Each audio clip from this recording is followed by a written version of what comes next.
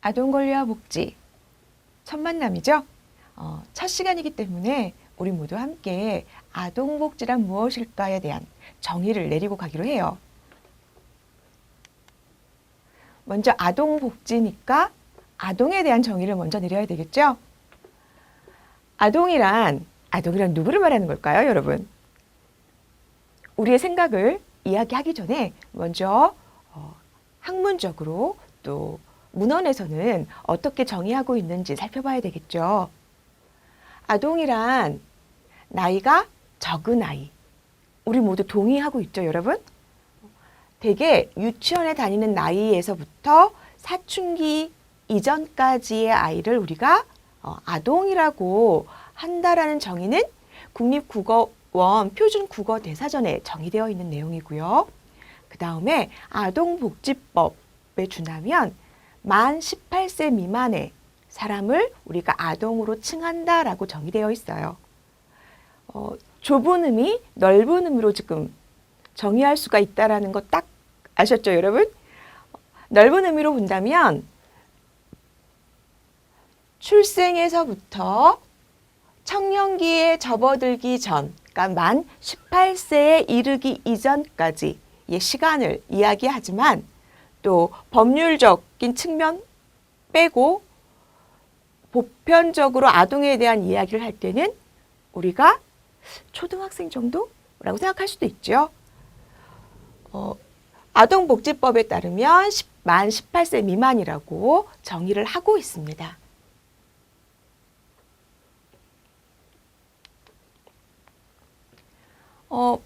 지금 이야기 되어지는 거 보니까 약간 정의되어지는 그 아동에 대한 시기 범주가 다르죠, 여러분? 관련 법령이나 또는 국가에 따라서도 아동을 지칭하는 대상, 그 연령의 범주가 다른데요. 아동과 비슷하게 부르는 용어들이 있어요. 그게 어린이, 아이 또는 유아, 청소년 아주 혼용되어서 쓰고 있죠. 이 혼용되어진다는 얘기는 뭘까요? 어느 정도 연령 범주가 겹쳐진다라는 걸 의미하는데요. 먼저 아이는 누구를 이야기하는 걸까요? 보통 나이가 어린 사람을 우리가 아이라고 하죠. 근데 정확하게 몇 살부터 몇 살까지다라는 명확한 기준은 떠올리지 않는데요. 옛날 말인 아해에서 유래되었습니다. 그러면 어린이란 말도 있죠. 어린이 그러면 우리가 어린이날, 소파 방정환을 떠올리게 되는데요. 사실 어린이라는 말은 어린 아이라고 하는 말을 높이거나 격식을 갖추어서 이르는 용어라고 할 수가 있습니다. 대개 이제 정확하게 연령 범주가 나오는데요. 4, 5세부터 초등학생까지의 아이를 이야기하는데요. 우리가 어린이날 선물을 몇 살까지 주나요? 그렇죠. 초등학교 6학년까지 초등학교 졸업하면 어린이날 선물을 받지 못하게 되죠. 그래서 아마 우리도 정확한 기준은 갖고 있지는 않았지만 관례적으로 초등학생까지의 아이를 어린이라고 부른다는 걸 동의하고 있다고 보는 거죠. 사실 이 말은 17세기부터 사용해 왔습니다. 소파 방정환에 이르게 되면 우리나라의 경우는 1920년에 어린이란 말을 새롭게 쓰기 시작했죠. 원래 어린이에 없었던 높임의 뜻을 강조해서 오늘날까지 쓰고 있는 말이 바로 어린이입니다.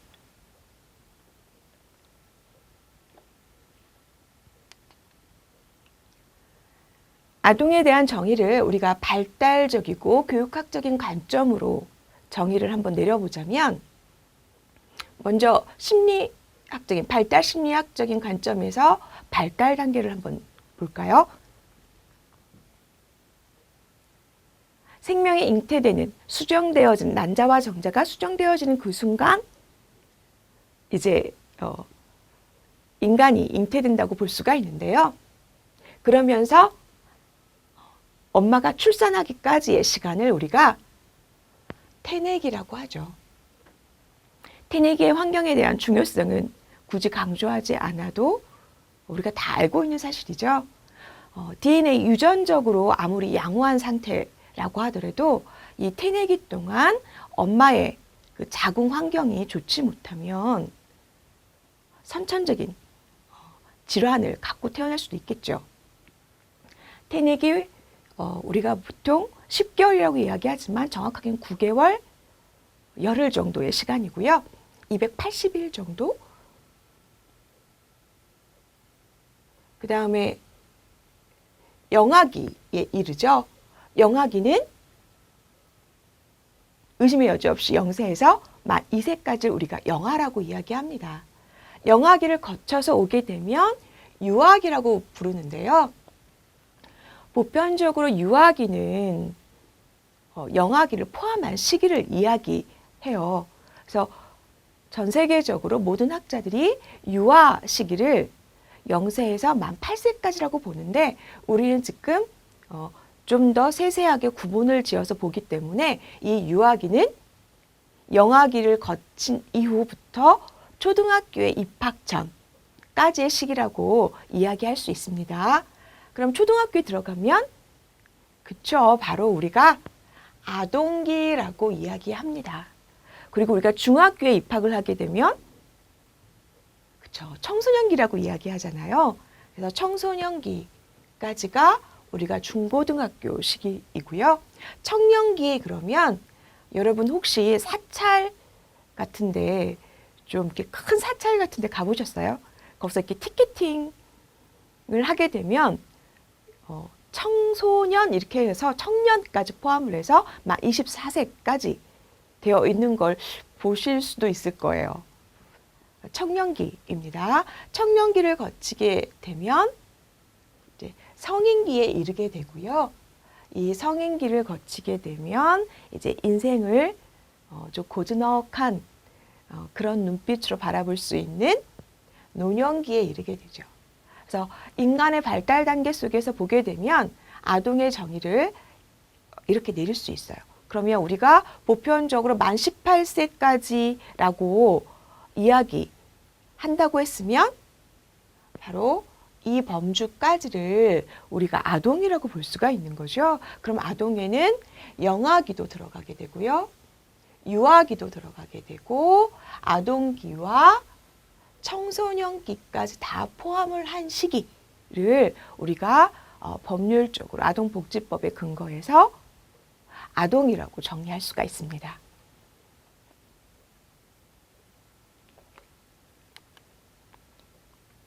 이제 구체적으로 발달 단계에 대해서 살펴보면 먼저 영아기는 초기 유아기라고도 부른다라고 되어 있는데요.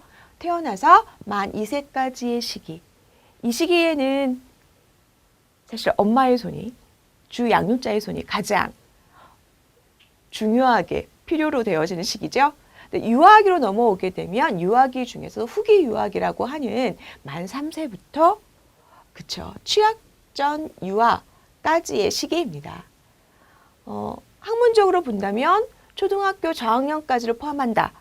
제가 앞서서 보편적으로 만 8세까지를 우리가 유아기라고 부른다라고 설명했었죠. 그렇기 때문에 초등학교 저학년 1, 2학년이거나 3학년까지 시기가 해당될 수도 있어요. 그래서 우리가 인생의 결정적 시기다라고 이야기할 때는 0세에서 8세까지의 시기로 이해하면 될 것 같습니다. 이제 아동기, 우리가 주로 이 아동기는 학년기라고 부르죠. 학년기라고 하는 것은 초등학교 시기를 이야기하는데요. 제도적인 교육기관에 취약하는 시기, 즉 형식적인 교육을 받기 시작하는 시기라고 이해할 수 있습니다. 그 이전까지의 시기는 영유아기라고 이야기하죠. 그래서 초등학교 취학 이전까지의 시기를 우리가 영유아기라고 하고 이제 학년기 그러면 바로 아동기로 들어가는 초등학교 시기를 이야기합니다. 또한 아동기 이후에는 분명히 만 18세까지면 그렇죠. 청소년기 또는 후기 아동기와 청년기를 해당이 되고요. 그 다음에 성인기, 노년기로 이어지게 되죠. 여러분의 발달 단계는 어디에 있나요? 청년기 아니면 성인기에 들어가 있겠죠.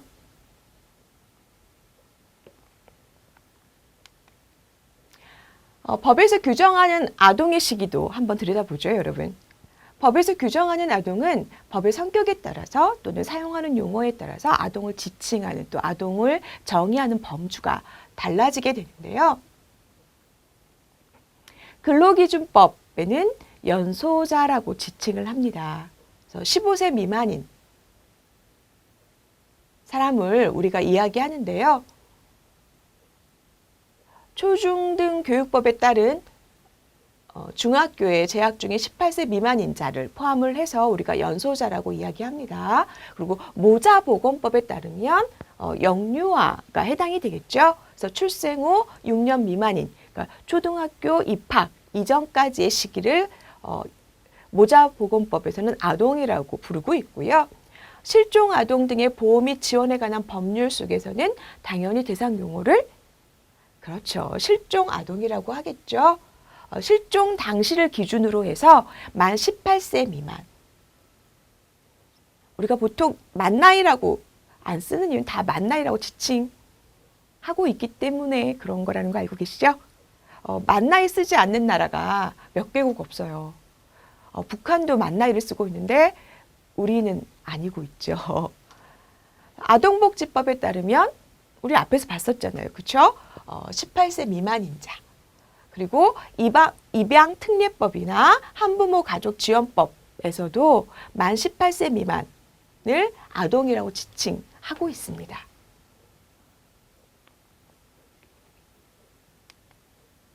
또한 영유아 보육법에 따르면 당연히 6세 미만의 취약전 아동이겠죠.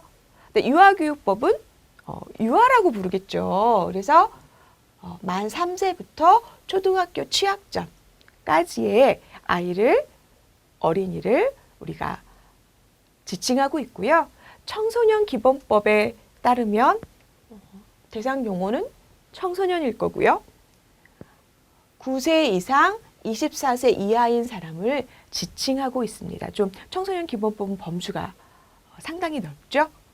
그래서 아동을 지칭하는 용어나 대상 연령에 대한 규정들이 관련 법령에 따라서 차이가 있습니다. 하지만 우리가 아동 권리와 복지이기 때문에 여러분과 저는 아동 그러면 만 18세 이전까지가 만 17세까지인 거죠. 그래서 만 18세 미만의 사람들을 정의한다라는 약속을 하겠습니다.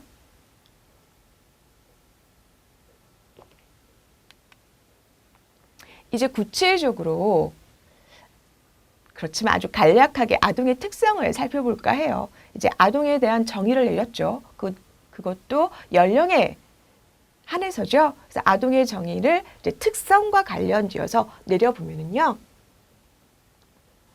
영아기는요. 우리 앞에서 정의했잖아요. 그렇죠? 0세에서 그러니까 출생과 동시에 만 2세까지 시기입니다. 사실 이 시기는 전생에 있어서 우리가 평생 살아오는 시간 중에서 가장 발달이 급속하게 이루어지는 시기라고 볼 수 있어요. 특히 신체적인 상황을 보게 되면 우리가 어린아이들 혹시 조카나 이렇게 보신 주변에서 이렇게 볼 수 있었다면 일주일이 달라지는 걸 볼 수가 있거든요. 그래서 급속한 발달이 이루어지는 시기고요. 또 부모나 양육자의 세심한 보살핌이 필요하다. 보살핌이 강조되어지는 건데 왜 그런지는 알고 계시죠? 어때요? 누워있는 시간이 꽤 있어요. 그 누워있는 시간에는 전혀 자신의 욕구를 표출하기도 어렵고 또한 표출한다 하더라도 충족되어지는 것이 빠르게 이루어지지 않게 되죠. 반드시 주 양육자 엄마의 도움이 필요한 시기입니다. 그렇기 때문에 이 시기는 엄마가 주 양육자가 빠르게 아이의 욕구에 반응을 해줘야 되는데요. 그래야지만 애착관계가 형성이 되고 그러면서 이 세상에 대한 신뢰가 아이가 갖게 되겠죠. 키와 몸무게와 같은 신체적 성장이 굉장히 눈에 띄게 달라지고요. 뿐만 아니라 부모나 양육자, 주 양육자와의 언어적인 또는 비언어적인 뭘까요? 몸짓이나 눈빛 같은 것들이죠. 상호작용을 통해서 아이들이 경험을 축적해 나가기 시작합니다. 또한 이 시기 부모, 주 양육자 긴밀한 관계이긴 하지만 나는 아니잖아요. 그렇죠? 분명히 대인 관계에 포함되어지는 거죠. 그래서 타인과의 관계 형성에 있어서 기초가 형성되어지는 아까 제가 애착과 신뢰를 이야기했어요. 이 애착이 잘 형성이 되면 신뢰도 구축이 되겠죠. 신뢰의 구축이 왜 중요하냐면 여기 괜찮네. 여기 낯선 줄 알았는데 괜찮을 것 같아. 라는 생각을 준다라는 거예요. 이 신뢰가 구축이 되어야 자긍심도 갖게 되면서 자신감, 또 자신감이 있어야 새로운 것에 대한 호기심을 가지고 도전할 수가 있겠죠. 그래서 이 시기 동안에 그 부모, 주 양육자와의 관계 형성이 매우 의미가 있습니다.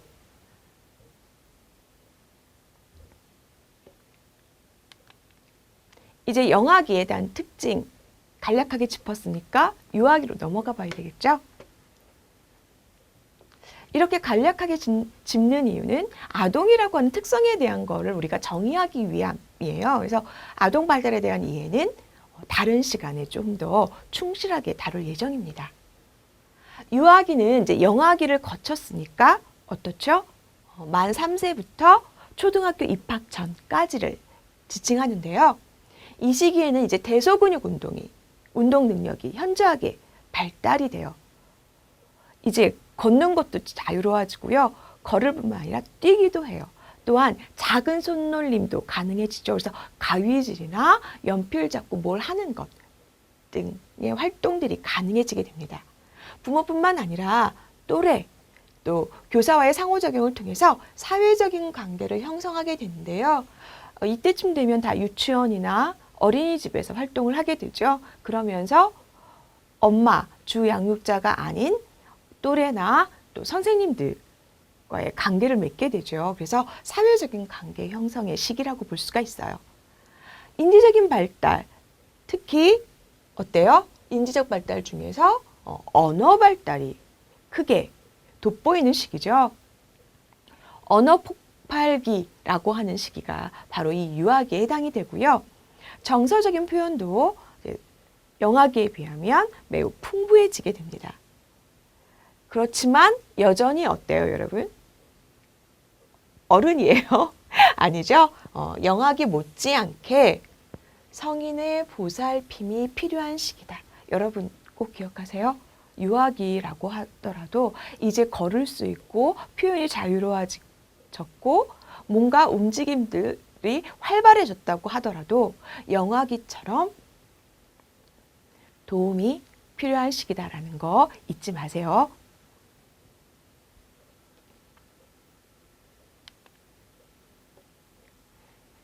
이제 아동기로 넘어가 볼까요? 이제 학령기라고 하는 시기, 바로 아동기에 있어서 전기에 해당하는 초등학교 시기입니다. 초등학교 시기라고 정의되어 있죠? 점차 이제 어때요? 주 양육자, 부모, 엄마의 곁에서 이제 친구 쪽으로 이동하는 모습을 보이게 되죠. 그래서 관계에 있어서의 의미가 이제 친구가 점점점 부각되어지는 시기입니다. 그리고 학업 있죠. 우리가 그 창의성을 이야기할 때 창의성이 뚝 떨어지는 시기가 인생에서 2번 있어요. 그게 이제 유치원 입학할 때고요. 또 하나는 초등학교 4학년에 들어갈 시기예요. 그러니까 초등학교 4학년 왜? 라고 생각을 해보면 초등학교 저학년에서 이제 4학년 넘어가게 되면 어떻죠? 좀 학업적인 분량이 좀 많아지게 되고 주변에서의 특히 엄마의 욕구는 뭐 사실 어렸을 때부터 자라면 좋겠지만 커지는 시기죠. 또 학교 생활을 통해서 인지적 기술들을 습득하죠. 이제 많은 정보들을 접하게 됩니다. 또 친구와의 관계를 통해서 사회적인 기술, 소셜 스킬이라고 이야기하죠. 어떻게 해야 잘 사이좋게 지낼 수 있는지, 사이좋게 잘 지내려면 규칙도 지켜야 되고요. 상대방에 대한 배려도 들어가야 되겠죠. 그런 것들이 모두 사회적 기술이라고 볼 수가 있고요. 대인관계 능력을 익히면서 적절한 성역할, 이게 뭘까요? 여성과 남성에 대한 성 정체성에 대한 이해가 생겨나게 되고요. 그러면서 역할에 대한 생각들도 정해지게 되죠.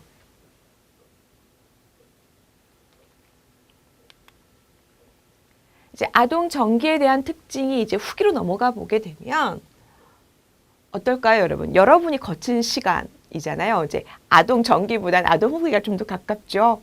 여러분은 어떠셨어요? 이제 청소년기라고 우리가 일컫는 중고등학교 시기입니다. 그러면 벌써 중학교, 특히 2학년 그러면 중학교 2학년이 무서워서 북한에서 못 내려온다라는 우리 우스갯소리를 요즘 많이 하잖아요. 그만큼 어떤 그 감정의 변화가 무척 심한, 그러면서도 이미 신체적인 성장은 이루었기 때문에 힘도 좀 세고 두렵다는 표현을 좀 우리가 이렇게 우스갯소리로 하게 되는데, 보편적으로 우리가 13세부터 24세까지를 우리가 청년기까지 포함한 청소년기라고 하는데요. 이제 청소년기에 있어서의 우리의 그는 중고등학교 시기로 보편적으로 하게 되죠. 근데 이제 크게 보게 되면 대학생까지를 이야기합니다. 청년이라고 하는 부분이 들어갔기 때문에 그런 거고요. 이 시기에는 좀 우리가 좀 두 개로 나누게 되면 중고등학교 시기만 집중해서 보게 되면 어떨까요? 신체적으로 급격한 성장과 변화가 일어나는 시기죠. 대학교 정도 들어가게 되면 거의 변화가 없는 게 보편적이죠. 전반적으로는 대학교까지 이야기하지만 우리는 만 18세까지 아동복지법에 근거해서 아동을 정의한다면 이제 중고등학생입니다, 여러분.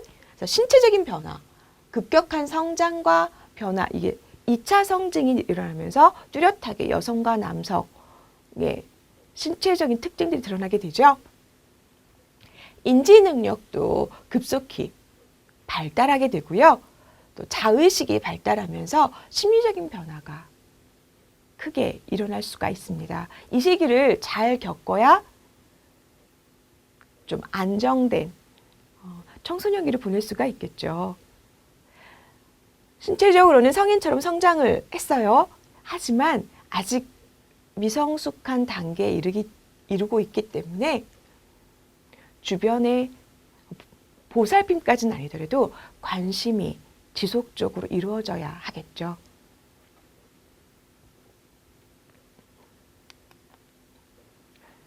자, 여러분, 이제 아동의 연령, 또 그 연령 범주에 따른 간략하긴 하지만 특징들, 머릿속에 이렇게 쭉 꿰지고 있나요? 머릿속에 꿰어졌어야 돼요, 여러분.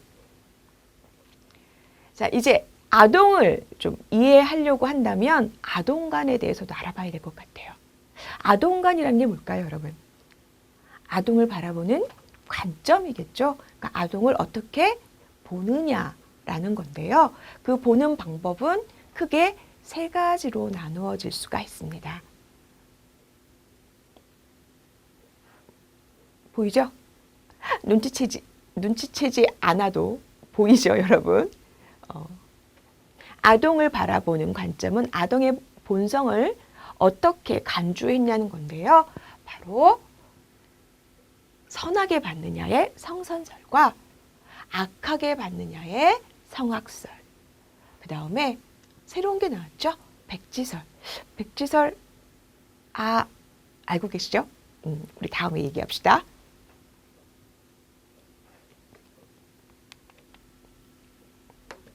이제 구체적인 내용을 살펴볼까요, 여러분? 먼저 누가 나왔어요? 그렇죠? 인간의 본성은, 아동의 본성은 선하다라고 하는 성선설입니다. 성선설은 그렇죠? 인간의 본성은 원래 선하다라는 관점이고요. 이 관점을 견지한 학자는 맹자와 루소가 있습니다. 아동은 무한한 가능성을 지니고 있다라는 거 여러분 다 동의하시죠? 그러한 가변성이 사실 아동의 권리이고 아동의 특성이에요. 혼자 스스로 나아갈 수 있는 열려있는 존재라는 관점이 이제 이 성선설이 가지고 있는 기본적인 관점인데요. 아동에게 성인의 관점이나 사고를 주입해서는 안 된다라고 루소가 우리한테 이야기했어요, 여러분. 그래서 아동이 지니고 있는 고유의 그 선한 좋은 본성이 억지로 강요하고 주입함으로 인해서 망가진다라고 생각한 게 루소였습니다. 그렇기 때문에 간혹 아동에게서 바람직하지 않은 면이 보인다고 하더라도 곧 바른 길을 가게 될 것이라는 믿음을 가지고 인내심을 가지고 어때요? 기다려줘야 되겠죠. 그래서 어른이 한 발 멀리 떼서 아이를 기다려준다면 어떨까요? 누구나 겪는 그 질풍노도의 시기라는 것. 나만 특정하게 겪는 거 아니잖아요. 그래서 또래들로부터 위안을 받으면서 또 기다려주는, 또 신뢰하면서 믿어주는 엄마의 모습, 또 교사의 모습을 보면서 어떨까요? 제자리로 돌아올 거고 그 제자리에서 어떨까요? 도약할 수 있겠죠. 여러분은 어떠셨어요? 여러분의 그 경험들을 이렇게 한번 이렇게 반성적으로 점검해 보게 되면 성인으로서의 역할 또는 교사로서의 역할 어때야 될까라는 생각을 해볼 수 있을 것 같아요.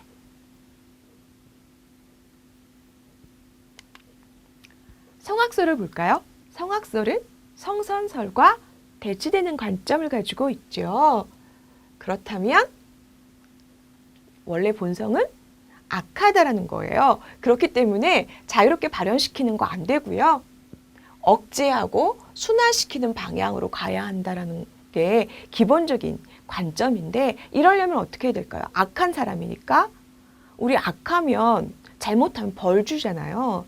우리가 때리고 혼내고 강요하고 훈육시킴으로 인해서 바른 길로 인도해야 한다라는 관점을 성악설은 가지고 있어요. 바로 순자가 우리 동양에서는 대표적이고요. 아우구스티누스나 마키아벨리나 홉스나 쇼펜하우어가 이에 해당이 됩니다. 아동은 스스로 발전할 수 있는 존재다라고 했던 열려있는 존재에 대한 믿음은 선설이었죠. 성악설은 그러니까 아니라는 거겠죠. 올바른 습관과 발달을 위해서 적절한 통제와 훈육이 필요하다라는 게 성악설이 지니고 있는, 그래서 우리 아동하고 공부하는 입장의 사람들한테 전해주는 메시지입니다.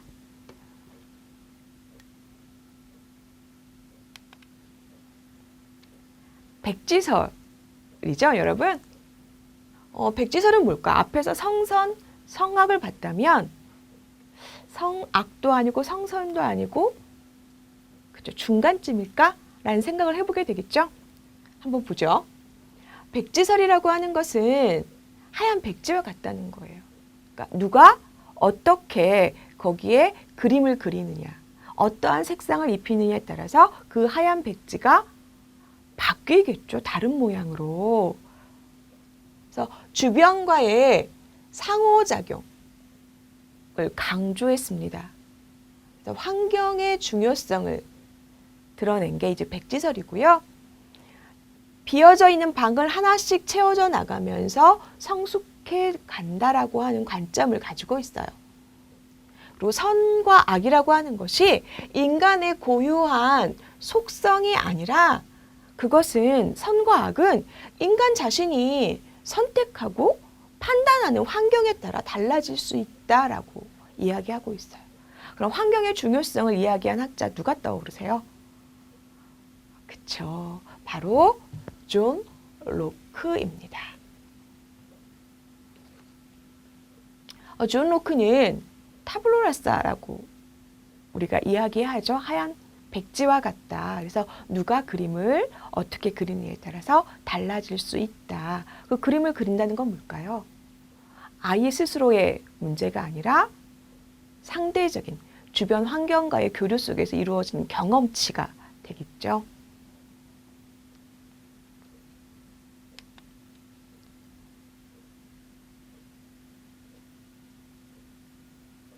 아동복지적인 관점, 아동학적인 관점에서 이 메시지를 우리가 어떻게 해석해야 할까 보게 되면은요. 선한 본성은 키워주고 악한 본성은 어때요? 없애도록 하는 게, 순화시켜주는 게 좋겠죠. 그렇기 때문에 바로 일찍부터 능동적인 지적 활동과 후천적인 교육, 그러니까 경험이 중요하기 때문에 교육은 어때요? 나쁜 걸 가르치지 않잖아요. 그렇기 때문에 교육이 일찍부터 이루어지는 것이 좋겠다라고 하는 메시지를 전달해주고 있고요. 교육의 중요성을 이야기한 사람, 또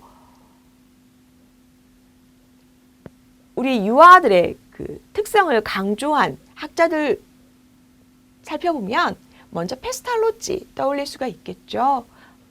어린이를 모든 인간 본성의 능력을 부여받은 아직 피지 않은 봉오리, 꽃봉오리라고 생각을 했고요.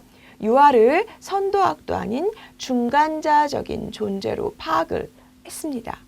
동양에서는 바로 고자가 이러한 관점을 가지고 있었는데요. 인간의 본성이 선이나 불선으로 나누어져 있지 않다라고 이야기했어요. 우리가 이것을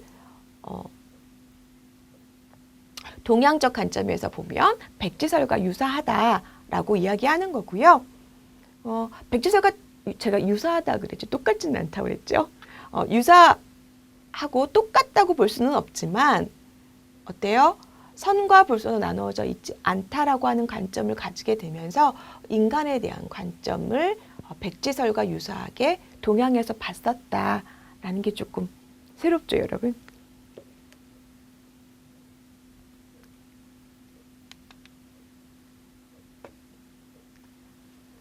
이제 아동간을 바라보는 관점이 성선과 성악과 그다음에 이제 백지설로 크게 세 개로 나눠서 볼 수 있다라고 했어요. 그리고 각각의 관점의 기본이 무엇이고 그것을 통해서 아동복지, 아동학에서 던져지는 메시지는 무엇일까 확인했었죠, 여러분.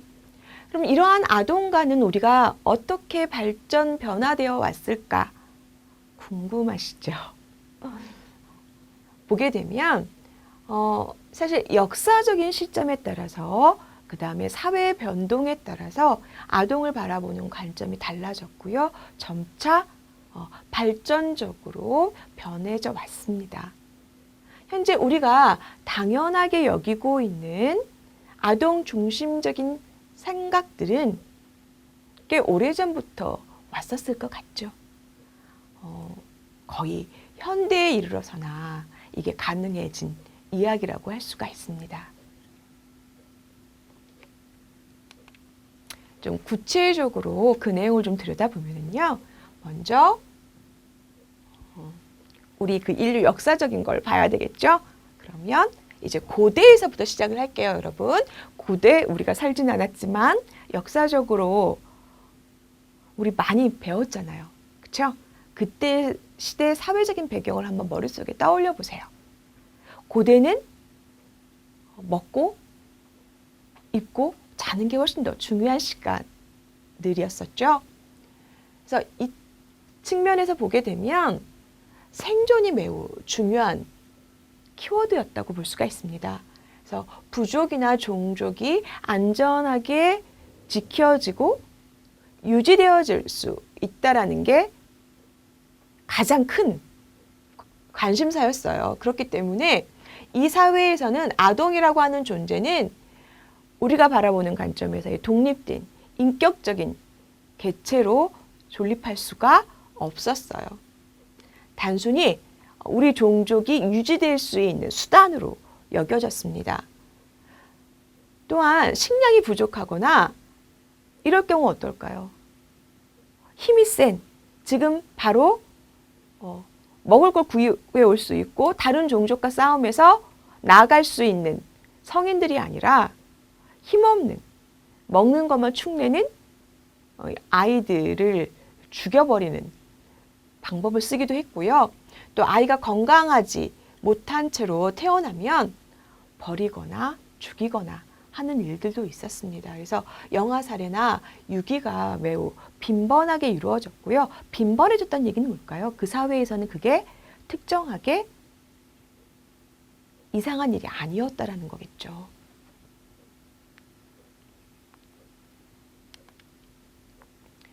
그래서 아마존 지역의 인디언들을 보게 되면 아이를 강물에 떠내려 보내서 건강하게 살아난 아이들만 이렇게 데려다가 키웠다는 얘기도 있고요.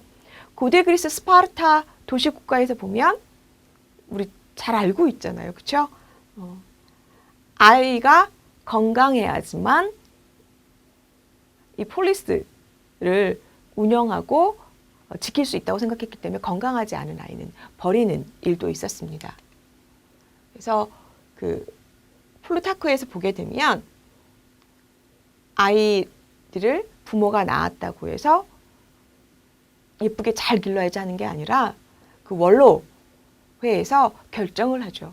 그래서 몸이 약하거나 어떤 질환을 가지고 있거나 불구의 몸을 갖고 태어나면 아이를 죽이는 걸로 결정을 내리기도 했습니다.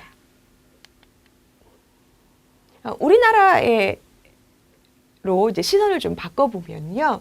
삼국시대 이전의 아동관이 이제 고대에 해당이 되는데요. 삼국시대에서도 어때요? 불교가 존재했었죠. 그러니까 불교가 전례가 됐었잖아요. 그러면서 불교는 자비를 이야기하죠. 그래서 아동에 대한 이해가 상대적으로 조금 있지 않았을까라고 볼 수가 있고요. 이제 고대에서 중세로 넘어가기 전에 이제 예수님이 등장을 하게 되죠. 기원 전후가 예수님의 탄생으로 갈려지게 되는 건 알고 계시죠. 그래서 고대에서 이제 중세로 넘어가기 시기라고 본다면 이 예수님은 어땠을까요? 교회 다니시는 분들은 성경을 통해서 많이 알고 계실 텐데요. 이 시기에서 보게 되면 생사여탈권, 아이들을 죽일 것이 살릴 것인지에 대한 권한이 부모한테 있었거든요. 그래서 이 시대를 보게 되면 소유물로 인정이 돼서 아이를 사고 팔기도 하고요. 내가 빚이 많으면 아이를 팔아서 돈을 취하기도 하기도 했습니다. 그리고 사실 이스라엘뿐만 아니라 모든 국가에서 마찬가지였어요. 이 시기에는 여성과 아이는 국민이라고 하는 수에 해당이 되지 않았습니다. 그래서 우리가 인구 몇만이라고 했었을 때는 장정수만 해당이 되는 거였어요. 그런데 예수님은 어떠냐 하면 그렇지 않아. 성인과 동등한 존재가 바로 아이라고 봤습니다. 그래서 하나님 나라의 시민이라고 하는 존엄성을 부여를 했죠. 그래서 사실 이 예수님의 탄생을 통해서 예수님의 관점을 통해서 또 기독교적인 관점이 들어오게 되면서 아이에 대한 중요성이 좀 부각됐다고 볼 수가 있습니다. 이제 중세로 넘어가 볼까요? 중세는 우리가 보통 4, 5세기부터 16세기까지 이렇게 크게 범주화시키는 경우가 일반적인데요. 또는 16세기에서 15세기로 보는 관점도 있어요. 그래서 중세에 대한 정의는 약간씩 좀 다른데요. 이 시기는 보게 되면 아동기를 생애에서 분리시켰다라는 게 좀 특징적으로 보여집니다. 중세 화가들에 이렇게 보게 되면 아이들의 모습을 보게 되죠. 그럼 어때요?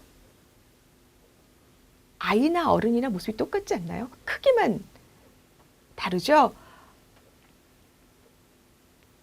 그래서 크기만 달라서 충분히 성장하지 않은 존재로 봤었다라는 걸 우리가 알 수 있고요.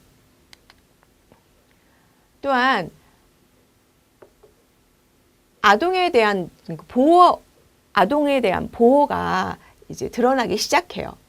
그래서 어린이가 상처받기 쉬운 존재라는 인식이 자리 잡고 있었던 시대가 바로 중세라고 우리가 정의할 수가 있습니다.